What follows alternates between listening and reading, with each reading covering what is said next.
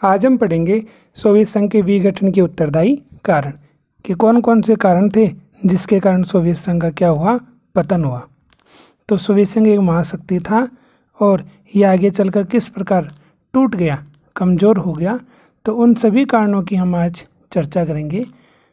तो हम पढ़ने का प्रयास करते हैं कि इसके पतन के कौन कौन से कारण रहे।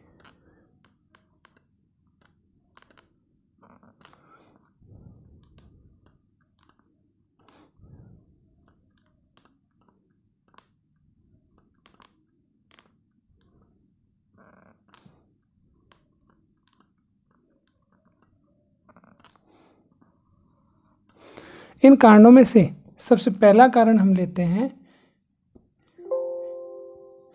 किसी भी देश की अगर व्यवस्था की बात करें तो उसका आर्थिक ढांचा है वो सबसे ज़्यादा इम्पोर्टेंट होता है। अगर वो मजबूत होगा तो देश जल्दी से टूटेगा नहीं, शक्तिहीन नहीं होगा। तो पहला बिंदु अपना यही है कि राजनीतिक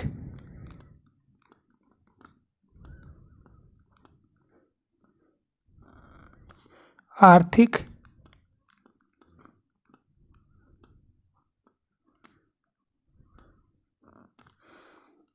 संस्थाओं का कमज़ोर होना, संस्थाओं का कमज़ोर होना।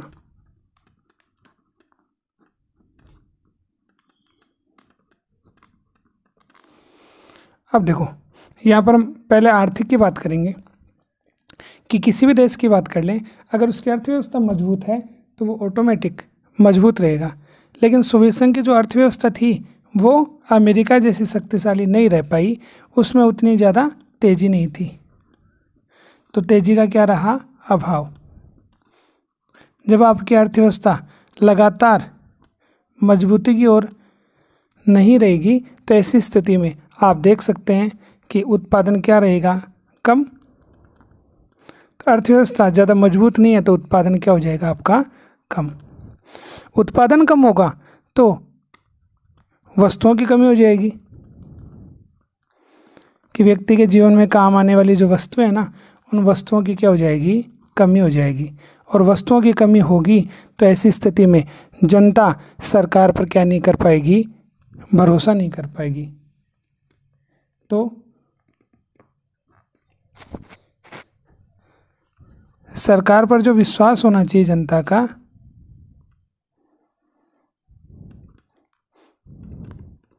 वो विश्वास क्या हो जाएगा, कम।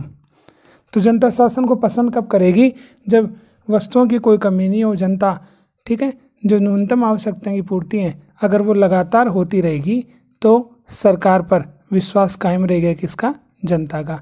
लेकिन सोवियत संघ में ऐसा नहीं हो पाया, और सोवियत संघ में ऐसा नहीं हुआ तो सरकार को जनता पसंद कम करने लगी और आगे चल करके इनकी नीतियों का पालन भी नहीं हो पाया और सोवियत संघ का क्या हो गया, पतन हो गया। तो कोई भी देश अगर वो आर्थिक दृष्टि से कमज़ोर रहेगा तो जाहिर सी बात है वो राजनीतिक दृष्टि से भी क्या हो जाएगा, कमज़ोर हो जाएगा। तो आर्थिक तत्व ही सबसे ज़्यादा पावरफुल माना जाता है। आज अमेरिका शक्तिशाली है, उसके पीछे कारण है कि अर्थव्यवस्था की दृष्टि से वो दुनिया का सबसे शक्तिशाली देश है। इसीलिए आप देख लो कि वर्तमान समय में सुपर पावर कौन, अमेरिका। तो पहला बिंदु हमने देखा कि राजनीतिक आर्थिक संस्थाओं का कमज़ोर होना। फिर आगे हम बात करते हैं दूसरे बिंदु की, और दूसरा बिंदु है परमाणु हथियार। परमाणु हथियार और सेना पर अत्यधिक खर्च।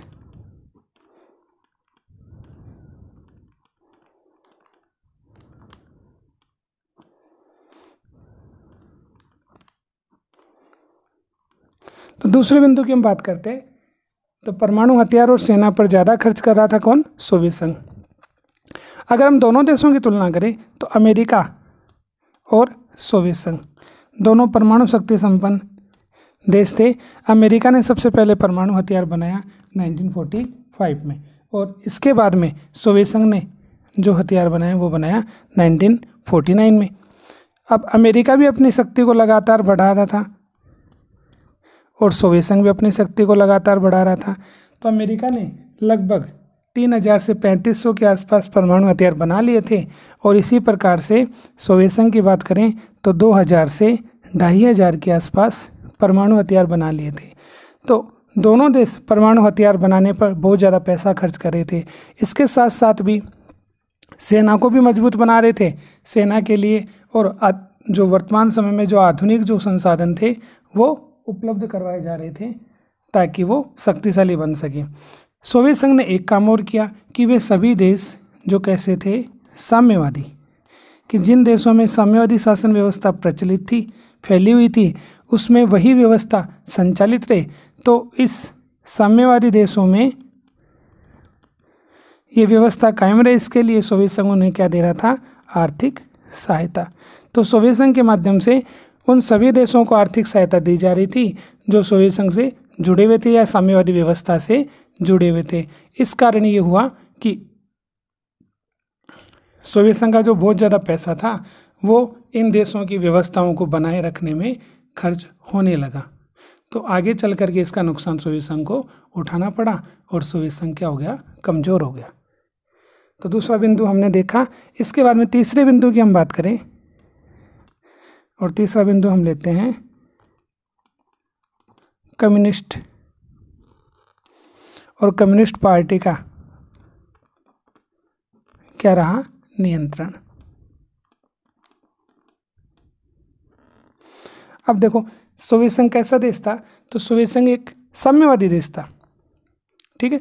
और कम्युनिस्ट पार्टी रूस में कब बनी, 1917 में। तो 1917 में कम्युनिस्ट पार्टी बनी और आगे चलकर इसी पार्टी के माध्यम से सोवियत संघ का नेतृत्व किया जाने लगा। अब सबसे बड़ी बात ये थी कि ऐसा नहीं था कि अन्य पार्टियां यहाँ पर नहीं थी, अन्य पार्टियां भी थी, लेकिन शासन कम्युनिस्ट पार्टी के माध्यम से होता था। अब ये कम्युनिस्ट पार्टी जो भी काम करती थी, चाहे वो सही हो या गलत हो, ठीक है, तो इसका विरोध करने का अधिकार जनता को नहीं था। तो ये कोई भी गलत कार्य भी करती थी तो वो गलत कार्य होने के बाद में उसमें किसी प्रकार से क्या नहीं किया जाता था, सुधार। आज देखो जिन देशों में लोकतंत्र है, अगर सरकार थोड़ा सा भी कोई गलत कार्य करने का प्रयास करती है तो वहाँ पर जनता विरोध करने लग जाती है, ठीक है। लेकिन ऐसा यहाँ पर सोवियत संघ में देखने को नहीं मिला। वहाँ पर कम्युनिस्ट पार्टी जो भी कार्य करती थी, चाहे वो गलत हो या सही हो, तो विरोध करने का अधिकार भी नहीं था। तो गलत कार्य होने पर भी कम्युनिस्ट पार्टी उसमें क्या नहीं करती थी, सुधार नहीं करती थी। उसका परिणाम ये हुआ कि जनता सरकार की नीतियों को पसंद नहीं करने लगी। तो जनता के प्रति भी कम्युनिस्ट पार्टी उत्तरदायी नहीं रही और इन गलत कार्यों के कारण जनता का सपोर्ट किसको नहीं मिला, कम्युनिस्ट पार्टी को नहीं मिला, जिसका परिणाम आगे जाकर के सोवियत संघ का क्या हुआ, पतन हुआ। तो तीसरा बिंदु हमने देखा कि ये जो कम्युनिस्ट पार्टी थी, इस कम्युनिस्ट पार्टी का नियंत्रण ज़्यादा रहा और उसके कारण सोवियत संघ का क्या हो गया, पतन हो गया। फिर अगला बिंदु हम लेते हैं कि और कौन सा कारण रहा। तो शासन व्यवस्था की बात करें, और शासन व्यवस्था की बात करें तो अगला बिंदु हम लेंगे यहाँ की शासन व्यवस्था को लेकर के। तो केंद्रीय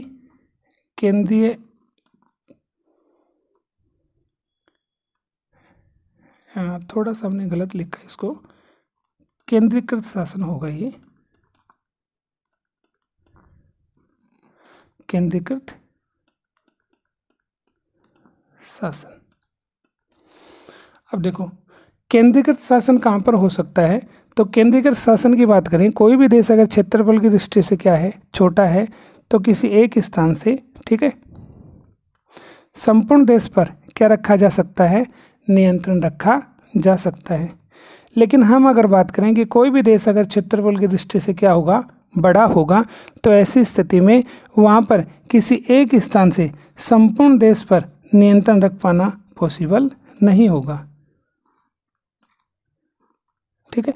तो सोवियत संघ 15 देशों से मिलकर के बना था और क्षेत्रफल बहुत ज़्यादा था और यहाँ पर शासन व्यवस्था कैसी थी, केंद्रीकृत शासन था।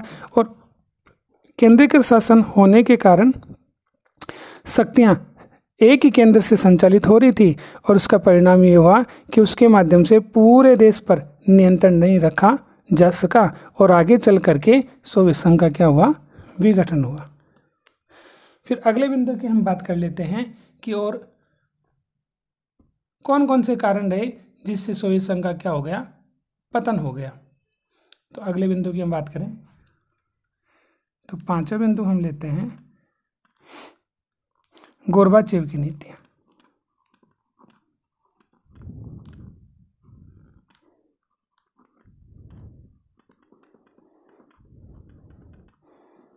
गोर्बाचेव की नीतियाँ। अब देखो, गोर्बाचेव बहुत अच्छा व्यक्ति था और वो चाहता था कि सोवियत संघ की अर्थव्यवस्था मजबूत हो, राजनीतिक क्षेत्र में भी सोवियत संघ मजबूत हो, कि कौन कौन से हम ऐसे प्रयास करें जिसके कारण सोवियत संघ मजबूत हो सकता है। तो इसने वही करने का प्रयास किया और इसके लिए उन्होंने सोवियत संघ में किसकी शुरुआत की, सुधारों की। तो सुधारों की शुरुआत करने का कार्य किया।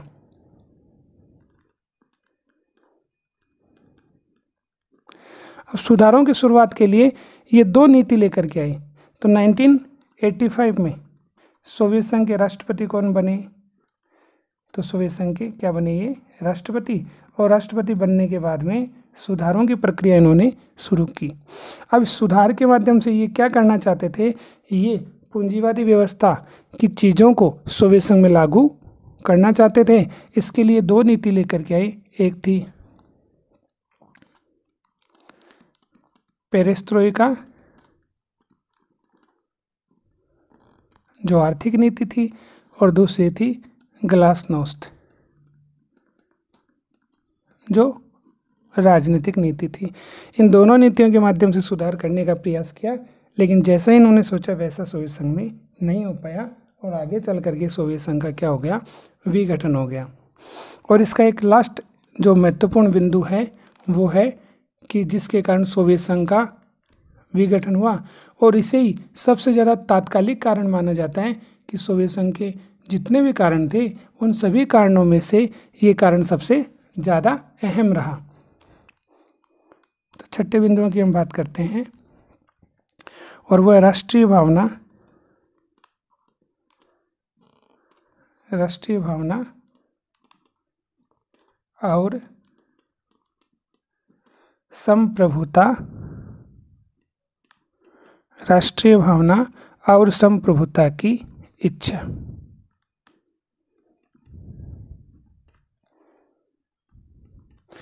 देखो, ये जो पॉइंट है ये सबसे ज़्यादा कैसा माना गया, तात्कालिक, कि जितने भी कारण थे उनमें सबसे मुख्य जो कारण था वो कौन सा था, राष्ट्रीय भावना और संप्रभुता की इच्छा। अब इसमें क्या हुआ, इसमें देखो आप एक शब्द देख रहे हो, राष्ट्रीय भावना। तो राष्ट्रीय भावना का मतलब क्या होगा, देखो इसको हम भारत के संदर्भ में समझें कि 1947 से पहले की अगर बात करें तो 1947 से पहले भारत क्या था, गुलाम था। और कोई भी जो गुलाम देश होता है वो क्या चाहता है कि वो अपने निर्णय खुद ले, ठीक है। अपने निर्णय खुद लेगा तो वो ज़्यादा अच्छे ढंग से कार्य कर पाएगा। तो आज़ादी से पहले भारत गुलाम था, तो भारत एक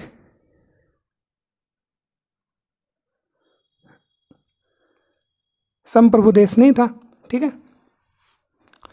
तो 1947 में भारत जब आज़ाद हुआ, इससे पहले देखो जितने भी आंदोलन चले उन आंदोलनों में हमें देश की एकता देखने को मिली। सभी लोग चाहे हिंदू हो चाहे मुस्लिम हो मिलकर के अंग्रेज़ों का क्या कर रहे थे, विरोध कर रहे थे। तो देश के लोगों के मध्य में क्या भाव आए थे, राष्ट्रीय भाव आए थे। और राष्ट्रीय भावना किसी भी अगर देश में आती है तो वो फिर स्वतंत्रता की मांग करता है। तो ऐसे ही हम देखें कि ये जो सोवियत संघ था इसमें मुख्य रूप से कितने देश थे, 15 देश थे। अब ये जो 15 देश वो ये चाहते थे कि क्यों ना हम सोवियत संघ से अलग हो जाएं। अगर हम सोवियत संघ से अलग हो जाएंगे तो हम अपने निर्णय स्वतंत्र रूप से ले पाएंगे, ठीक है। तो इन 15 देशों में से सबसे बड़ा देश कौन सा था, रूस था, ठीक है। और उसी की ज़्यादा चलती थी। तो ये देश चाहते थे कि क्यों ना हम सोवियत संघ से अलग हो जाएं। यहाँ के लोगों ने विरोध करना शुरू कर दिया कि वो सोवियत संघ से क्या होना चाहते हैं, अलग होना चाहते हैं। तो एक तो ये भावना। दूसरी देखो, ये वर्ड थोड़ा सा हमने गलत लिख लिया, ये वर्ड कौन सा है, संप्रभुता। संप्रभुता, और संप्रभुता का मतलब होता है कि अपने निर्णय स्वयं लें, चाहे वो निर्णय कैसे हो, आंतरिक या वो निर्णय हो बाहरी। ठीक है, जैसे किसी भी देश की बात कर लें कि वो आंतरिक निर्णय लेने के लिए स्वतंत्र हो, ठीक है, आंतरिक निर्णय लेने के लिए स्वतंत्र हो और बाहरी निर्णय लेने के लिए भी एक प्रकार से स्वतंत्र हो, दूसरे देश के दबाव में निर्णय नहीं ले, अपने निर्णय स्वयं ले।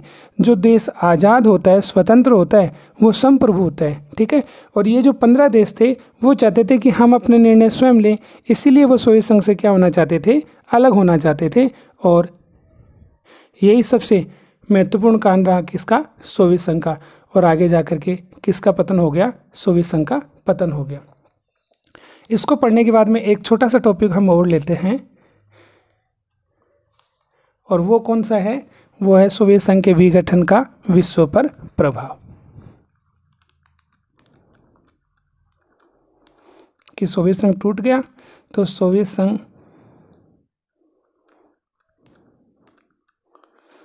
संघ के विघटन का या पतन का विश्व पर प्रभाव।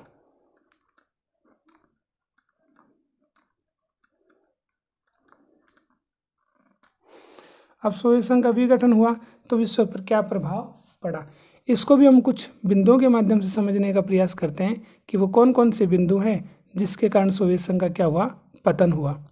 तो पहला बिंदु हम लेते हैं शीत युद्ध का अंत। देखो, इसको पढ़ने के लिए हमें रटने की आवश्यकता नहीं पड़ेगी, इसके लिए हम पहले थोड़ा सा शीत युद्ध की बात कर लेते हैं। अगर शीत युद्ध हमारे समझ में आ गया तो आराम से ये टॉपिक समझ में आ जाएगा। तो देखो, शीत युद्ध की बात करें, और शीत युद्ध में क्या हुआ, शीत युद्ध में आपको पता है कि दो महाशक्तियाँ, एक अमेरिका और दूसरा सोवियत संघ। ठीक है, तो दोनों महाशक्तियों के मध्य में क्या चला, संघर्ष चला। ये संघर्ष कैसा था, तो ये संघर्ष था विचारधारा का। ठीक है, अमेरिका किसको बढ़ावा दे रहा था, तो अमेरिका बढ़ावा दे रहा था पूंजीवाद को,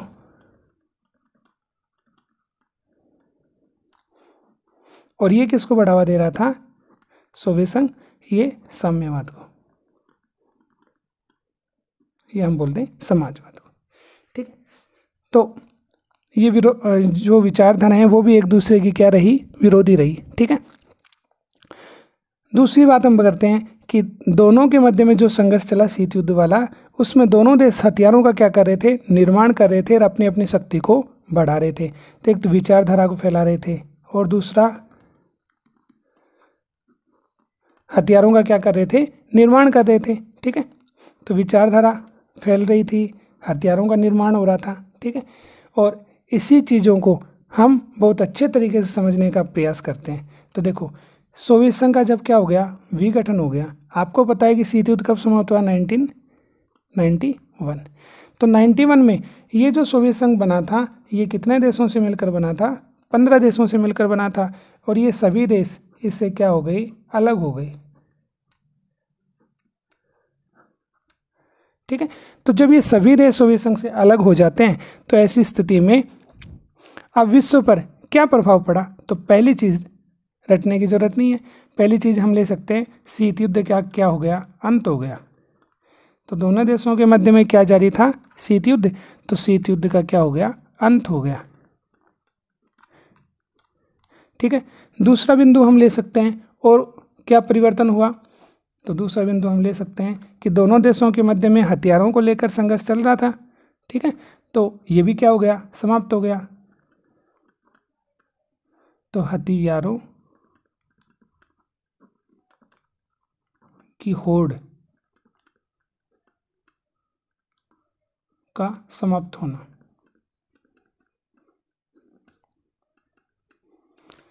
चलो, तो हथियारों की होड़ भी क्या हो गई, समाप्त हो गई। क्यों, क्योंकि एक देश का पतन हो गया तो दूसरे देश को जरूरत ही नहीं पड़ी हथियार बनाने की ज़्यादा, वो वैसे ज़्यादा शक्तिशाली हो गया। तो तीसरा बिंदु हम ले सकते हैं। और क्या हुआ कि देखो, पूंजीवाद और साम्यवाद विचारधारा को लेकर संघर्ष चल रहा था, तो सोवियत संघ का पतन हुआ, तो इसका मतलब साम्यवाद पर रोक लग गई। ठीक है, तो कौन सी विचारधारा फैलेगी? तो पूंजीवाद का प्रसार होगा कि नहीं होगा? तो पूंजीवाद का प्रसार हुआ। ठीक है, और हम क्या ले सकते हैं? तो देखो, दोनों के मध्य में शीत युद्ध चल रहा था, उसका पतन हो गया, हथियारों की होड़ भी समाप्त हो गई, पूंजीवाद का भी प्रसार होने लगा। ठीक है, अब दोनों देशों में एक की शक्ति क्षीण हो गई, एक कमजोर हो गया, तो विश्व में एक शक्तिशाली देश बचा, तो अमेरिकी वर्चस्व की शुरुआत हुई। अमेरिकी वर्चस्व की शुरुआत, तो अमेरिकी वर्चस्व की शुरुआत हुई। ठीक है, या इसको दूसरे रूप में हम लें तो ये हो सकता है एक ध्रुवीय विश्व की शुरुआत। तो विश्व में एकमात्र अमेरिका ही महाशक्तिशाली रहा, तो एक ध्रुवीय विश्व की स्थापना बोल दें, शुरुआत बोल दें। ठीक है, तो 91 में विश्व में एक महाशक्ति उभर कर सामने आई, और वो कौन बना? अमेरिका। और भी एक बिंदु और हम लेते हैं, और वो क्या हो सकता है? वो हो सकता है नए देशों का उदय।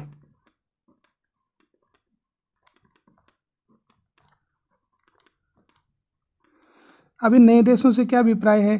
कि नए देशों से अभिप्राय है कि सोवियत संघ का जो निर्माण हुआ वो कितने देशों से मिलकर हुआ? 15 देशों से मिलकर हुआ। ठीक है, ये 15 देश सोवियत संघ से धीरे धीरे क्या होने लगे? अलग होने लगे, तो ये स्वतंत्र होने लगे। ठीक है, तो नए देशों का उदय हुआ, और ये जो देश थे उन्होंने, किसी ने तो यूरोपीय संघ, यूरोपीय यूनियन की सदस्यता ली, किसी ने यूएनओ की सदस्यता ली। ठीक है, तो विश्व स्तर पर नए देशों का उदय हुआ। जो पहले एक संघ के रूप में काम कर रहे थे, अब वो धीरे धीरे अलग हुए, और ये यूएनओ या यूरोपीय संघ के क्या बने? सदस्य बने। तो विश्व स्तर पर सोवियत संघ के विघटन के कौन कौन से प्रभाव रहे? तो एक तो रहा शीत युद्ध का अंत, एक हथियारों की होड़ क्या हो गई? समाप्त हो गई, पूंजीवाद का प्रसार होने लगा, अमेरिकी वर्चस्व की शुरुआत हो गई, या फिर एक ध्रुवीय विश्व की स्थापना हुई, और अंतिम अपना बिंदु हो सकता है नए देशों का क्या हुआ? उदय हुआ। तो इस प्रकार से आज हमने दो चीज़ें पढ़ी, थोड़ा सा हम वापस से देखते हैं। एक है सोवियत संघ के विघटन का प्रभाव क्या रहा विश्व स्तर पर, और एक हमने पढ़ा सोवियत संघ के विघटन के उत्तरदायी कारण। उत्तरदायी कारणों में हमने राजनीतिक आर्थिक संस्थाओं का कमजोर होना पढ़ा। ठीक है, एक हमने पढ़ा परमाणु हथियार और सेना पर ज़्यादा खर्च किया सोवियत संघ ने, एक हमने पढ़ा कम्युनिस्ट पार्टी का पूरी तरह से शासन पर क्या रहा? नियंत्रण रहा। एक केंद्रीकृत शासन तो होना ही चाहिए था, विकेंद्रीकृत शासन, लेकिन अपोजिट था। केंद्रीकृत शासन क्षेत्रफल ज़्यादा था, और शासन कैसा था? केंद्रीकृत था, जिसके कारण भी सोवियत संघ का क्या हुआ? पतन हुआ। और एक गोर्बाचेव की नीतियाँ चाहते तो सुधार करना, लेकिन सुधार नहीं हो पाया, और सोवियत संघ का क्या हो गया? पतन। और अंतिम जो सबसे ज़्यादा महत्वपूर्ण कारण था वो था राष्ट्रीय भावना और संप्रभुता की इच्छा, कि वे देश जो सोवियत संघ से मिले हुए थे वो सब धीरे धीरे अलग होने लगे, अपने निर्णय स्वयं लेने का उन्होंने मानस बनाया, जनता ने विरोध करना शुरू कर दिया, और आगे जाकर के सोवियत संघ का क्या हो गया? पतन हो गया। इसके बाद में हमने अगले पेज में ये पढ़ा कि सोवियत संघ के विघटन का विश्व पर क्या प्रभाव पड़ा। तो ये रटने की जरूरत नहीं, बहुत अच्छे से अपने को समझ में आया है कि शीत युद्ध का अंत हो गया, क्योंकि एक महाशक्ति ही बची। ठीक है, तो शीत युद्ध जो चल रहा था वो भी समाप्त हो गया, हथियारों की जो होड़ चल रही थी वो समाप्त हो गई, पूंजीवाद, क्योंकि अमेरिका पूंजीवादी देश था तो पूंजीवाद का प्रसार हुआ, साम्यवाद पर रोक लग गई। ठीक है, और अमेरिकी वर्चस्व की शुरुआत हुई, और नए देशों का विश्व स्तर पर क्या हुआ? उदय हुआ। तो आज के लिए हमने पढ़ा कि सोवियत संघ के विघटन का विश्व पर प्रभाव, और सोवियत संघ का विघटन के जो कौन कौन से कारण रहे उनकी चर्चा की। तो आगे हम बात करते हैं अपने नेक्स्ट वीडियो में। तब तक के लिए जय हिंद, जय भारत।